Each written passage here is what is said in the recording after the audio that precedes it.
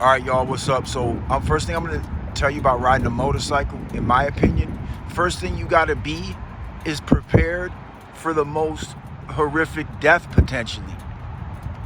Like some Final Destination type shit. Like, there's a lot of people who are firefighters, first responders, and things like that. You'll never catch them riding a bike because they've seen things. You know, they've seen things happen to people and they came and had to clean it up. So they really know how dangerous these bikes are, even more than I know. You know? So that's the first thing you got to be ready for. You know, now mind you, I've been driving for 30 plus years. I've had lowriders. I've had all kinds of hazardous vehicles. You know, Dodge Challenger, all that shit. Those are the worst cars. That's a whole nother video, but in my opinion, those are the worst cars ever made in history that I know of. Yeah, nothing can beat a Challenger, you know, a new Mopar as far as problems and engineering, just failures, man. Like, them cars are trash. I still got one. I don't even want to touch it. That's a whole nother video, but, you know, I can't really gauge the speed on this as far as it has a speedometer, but I really can't tell what's fast on a bike, you know?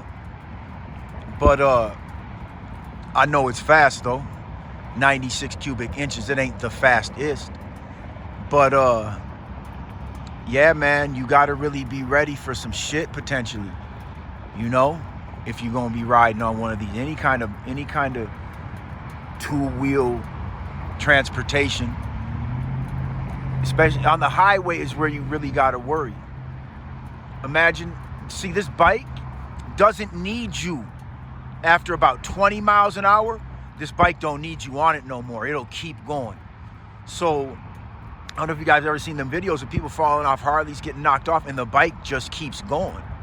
So this bike really don't need you after like 20 some miles an hour, aside from like obviously to stop it and to steer it. But this thing it'll coast. You ever seen a bike ghost ride when you're a kid? This thing will do the same thing for a good distance, really, if it don't hit nothing for the most part, you know? But this bike don't need you on it after a certain speed to still keep going. So that's the first thing you got to realize. Like, you just got to really respect it, I feel like, man. Don't be testing things. But I didn't really realize how much the bike looked good to me. I didn't know it looked good to everybody, though.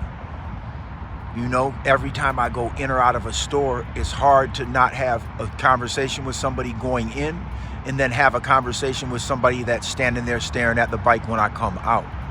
I didn't really buy it for all that. I don't really want all that, but I do sit there and talk about the bike and explain the story of it and how it came into my possession, because I'm not a biker. I just stumbled across it and it was a good deal, but it just happened to be like a super deal. And that's what I didn't really realize right away. I just thought I liked it, but man, everybody likes this bike. You know, it's 2011 Harley Davidson Softail Deluxe. You know, I don't like baggers. I just seen a bagger go by on the highway. I don't like baggers, y'all, because I feel like that shit's kind of corny. Like, you got all these speakers and you got a big old trunk and, you know, the windshield and all that.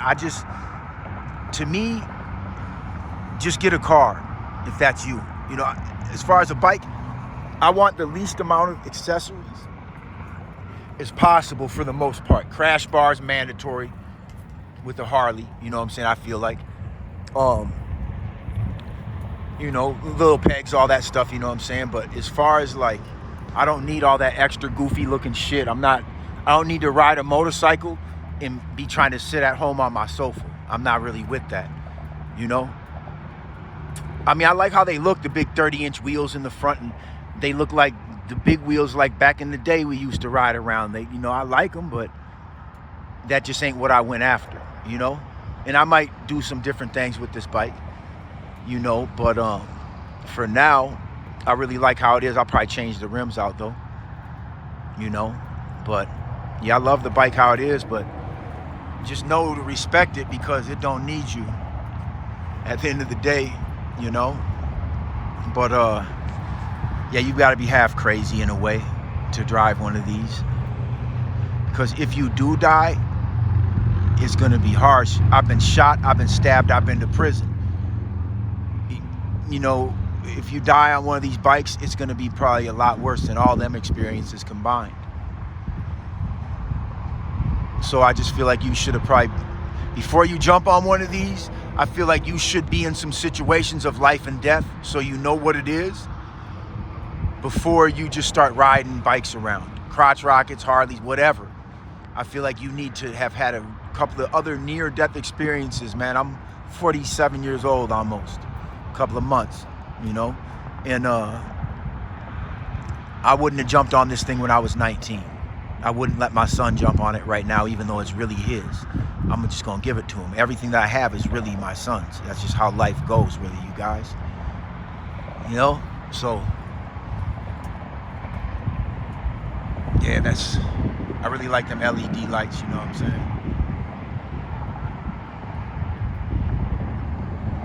Yeah. I didn't know nothing about the Vance and Hines exhaust. I didn't know nothing about how special this bike was. I just, in my opinion, like, I thought they all looked like this. But they don't, you know? Now I'm starting to realize most of the bikes I see, if you gave it to me for free, I wouldn't even drive it. If I just had to drive it and you're like, you can't sell it, you have to ride it, I'll be like, nope. I'm not taking no Honda Gold Wing. I'm not taking none of these faggers. I mean, baggers, man. Like, no, man. I don't like them. I'm sorry, y'all. I just don't. That's me. And I didn't realize I got one of like the classic Harleys, like the desirable ones, the one that turns everybody's head, the one that like, that people, if they know about, they know it's the shit. Even if they don't know about it, they know it's the shit. It's one of them bikes, you know? But yeah, you got to be safe on these things. That counter steering, that's a must. That's a must. I overshot a corner, you know what I'm saying? Looking the wrong direction with that head movement where if you look the wrong way, you end up going that way type, you know? And I counter steered my way right up out of that, but that could have been like a head-on collision with a car that fast. And I really wasn't driving that reckless, you know? But that counter steering will get you up out of a jam.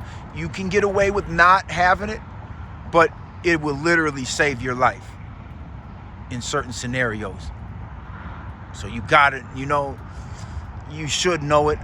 You gotta know it. If you're gonna ride a bike, you gotta know it. You don't have to figure it out the first day, but you need to figure it out the first month or two. All right, y'all, I'm out.